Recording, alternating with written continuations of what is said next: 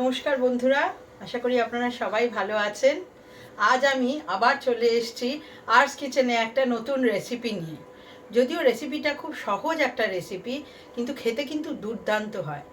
এই ভেজ রেসিপিটা যদি আপনারা বাড়িতে করে দেখেন, দেখবেন এটা কিন্তু দারুণ খেতে হয়। এটা হচ্ছে থোর পোস্ত।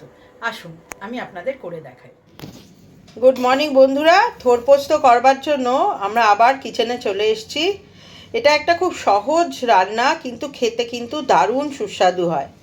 আপনারা দেখুন, আমি থোরটাকে একদম ঝিরিঝিরি করে কেটে নিয়েছি, যতটা ঝিরিঝিরি করে সম্ভব। এবার আমি এই থোরটার মধ্যে একটুখানি নুন আর একটুখানি হলুদ দিয়েছি, দিয়ে আমি এবার এই থোরটাকে একটু চটকে নেব।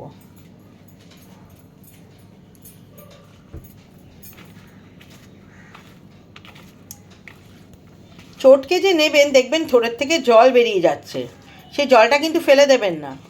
সেই জলটা কিন্তু জল শুদ্ধই থোরটা রেখে দেখুন। আমি কড়াতে সর্ষের তেল দিয়েছি, সর্ষের তেলটা বেশ গরম হয়ে গেছে। এবার আমি এতে ফোড়ন দিয়ে দেব সর্ষে। আমি সাদা সর্ষে দিচ্ছি, আপনারা চাইলে কালো সর্ষেও দিতে পারেন। সর্ষেটা একটু ফুটফুট করে ফুটতে শুরু করলে আমি তাতে দিয়ে দেবো শুকনো লঙ্কা। শুকনো লঙ্কাটা দিয়ে একটু অপেক্ষা করব শুকনো লঙ্কাটা ভাজা হয়ে যাওয়া অবধি।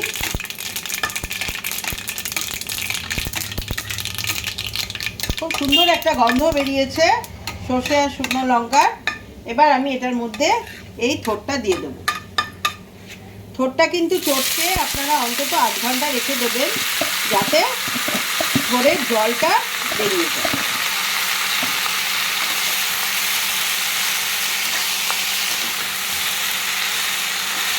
আমার থোরটা খুব সরু সরু ভালো করে কাটা হয়েছে, এই জন্য এটা সেদ্ধ হতে খুব বেশিক্ষণ সময় লাগবে না। এটা সেদ্ধ হওয়া পর্যন্ত আমরা একটু অপেক্ষা করব। দেখুন বন্ধুরা, আমার থোরটা বেশ সেদ্ধ তো হয়েই গেছে, আর বেশ ভাজা ভাজা মতো হয়ে গেছে। আমি এতে কিন্তু কিছুই দিইনি, যেহেতু আমি নুন দিয়ে আর হলুদ দিয়ে মাখিয়েছি, সেই জন্য আমি নুনটা এখনও দিইনি, কারণ থোর তো অনেকখানি কমে যায়। একটু কমে গেলে একদম লাস্টে নুন আর মিষ্টিটা একটু দেবেন। এবার আমি এতে দিয়ে দেব পোস্ত। পোস্ত আর কাঁচা লঙ্কা আমি একসাথে বেটে নিয়েছি। সর্ষে কিন্তু দেবেন না, এতে কিন্তু দেবেন শুধু পোস্ত।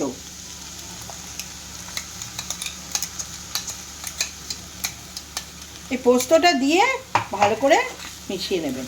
খুব সহজ একটা রান্না, কিন্তু খেতে কিন্তু সত্যিই খুব সুস্বাদু হয়। দেখুন বন্ধুরা, বেশ একটা মাখা মাখা মতো ব্যাপার হয়েছে। এবার আপনারা গ্যাসের ফ্লেমটাকে একটু বাড়িয়ে দেবেন, দিয়ে এর মধ্যে আমি দিয়ে দেব সামান্য একটু নুন। খুব সামান্য নুন দেবেন, কারণ নুন দিয়ে এটা মাখানো হয়েছে। আমি সামান্য একটু নুন দিলাম, আর মিষ্টি আমি এটাতে দিই না, পোস্ততে আমি মিষ্টি দিই না, আপনারা চাইলে দিতে পারেন। আর যেটা এই রান্নাটার মনোপলি, সেটা হচ্ছে কাঁচা সর্ষের তেল। এই কাঁচা সর্ষের তেলটা কিন্তু এই রান্নাটার মনোপলি। এটা কিন্তু অবশ্যই দেবেন। এটা দিলে শুধু যে স্বাদটা বাড়াবে তা না, খুব সুন্দর একটা গন্ধ হয়। আর পোস্ততে আমি ধনেপাতা দিই না, কারণ পোস্তর গন্ধটা তাহলে ধনেপাতায় চলে যায়, তাই জন্য পোস্ততে আমি সাধারণত ধনেপাতা দিই না। বন্ধুরা, এটা একদম শুকনো হয়ে গেছে। এটা এখন রেডি টু সার্ভ। গরম ভাতে থোর পোস্ত দিয়ে খেতে খুব ভালো লাগে। আপনারা কিন্তু এটা অবশ্যই ট্রাই করবেন।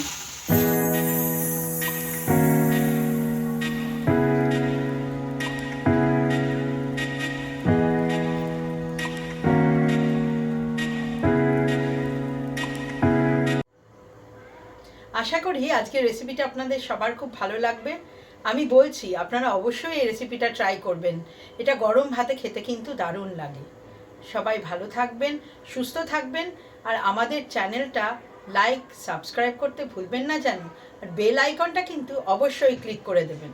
আর আপনাদের কমেন্ট পড়তে কিন্তু আমার দারুণ লাগে, তাই অবশ্যই কমেন্ট করবেন। আবার দেখা হবে পরের এপিসোডে। Thank you.